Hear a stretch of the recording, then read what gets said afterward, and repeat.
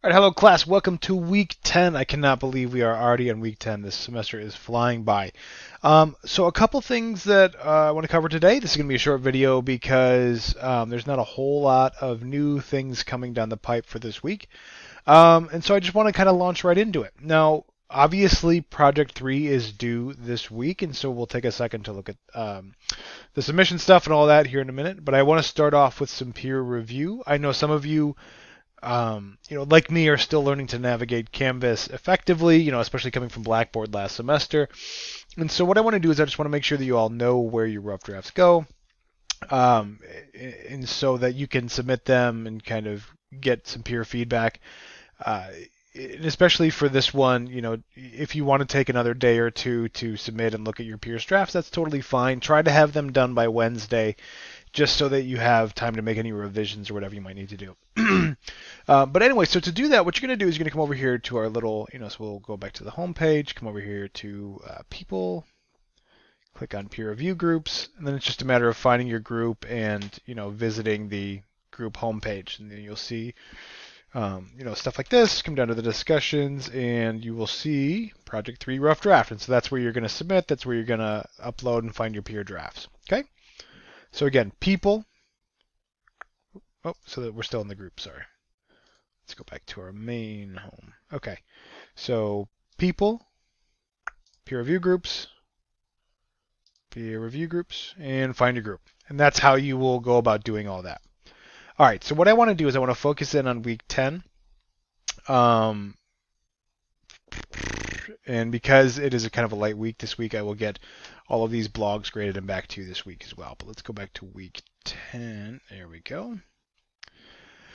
All right, so week 10. So what we have on deck for this week is pretty much just finishing up Project 3 and starting to, in the back of our minds, think about Project 4. Now, what I want you to do is I want you to go and under our modules or on our syllabus and take a look at the Project 4 assignment description and kind of read through that. What you'll see is that we're going to be reaching out to members of your community or a member of your community, which is what blog 6 that you guys have until this Sunday to complete.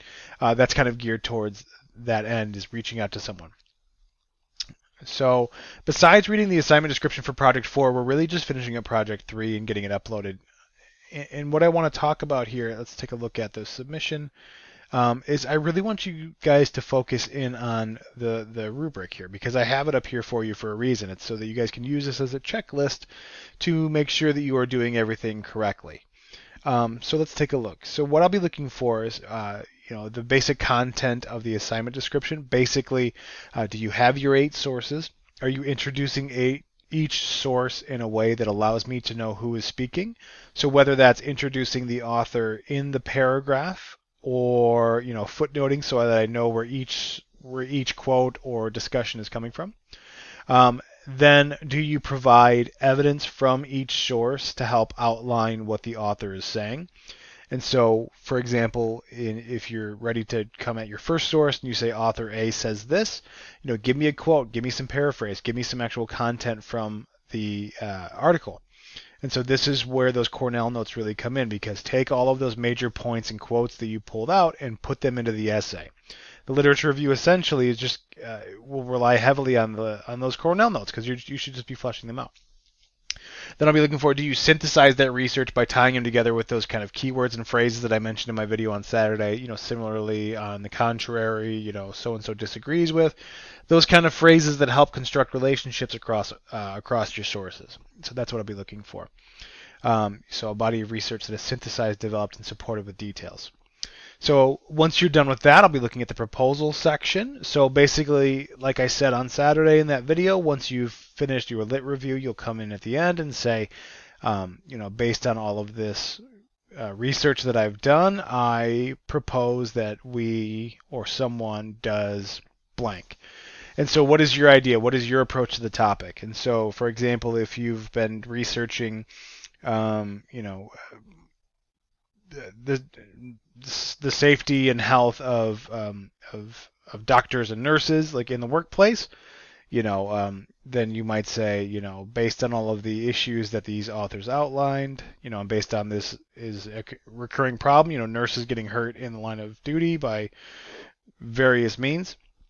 I propose that we do blank. So whether it's, we need to do more research to figure out why they're getting hurt or what we can do, or we need to develop some new technique, and here's what I think that technique might look like, whatever it is. So whatever hypothetical solution to the problem that you can come up with. And so that will be your proposal section. And then you talk to me about how you would do it and how well you think it would work. Audience, address a clear and authentic audience. So this is mostly kind of a style thing. So basically, I'm going to be looking for those kind of professional tones, professional mannerisms throughout your writing. Because remember, I want you to think about this as an opportunity to speak to the community that you want to join. And so make sure that you are writing in a way that reflects their values. Okay. Organization, obviously, do you have your sources organized in a way that makes sense and that helps you synthesize your research? Clarity kind of goes back with the audience thing. And presentation professionalism essentially is everything. And are you in your writing being professional? Are you citing your sources? Are you submitting everything on time in a manner that you're supposed to? And so that's what I'll be looking at. And so make sure that you are really paying attention, especially to these two, because this is what I'll be kind of grading for. You can see that the bulk of the assignment kind of hinges upon these things. So do you have detailed, explanatory, and synthesized research, and then do you come up with a unique and interesting proposal to the problem? So that's what I'll be looking for. All right, guys, so that is pretty much it for this video. If you do have any questions, I would be happy to help you in any way I can. So keep up the good work and let me know if there's anything I can do, and I will talk to you guys later.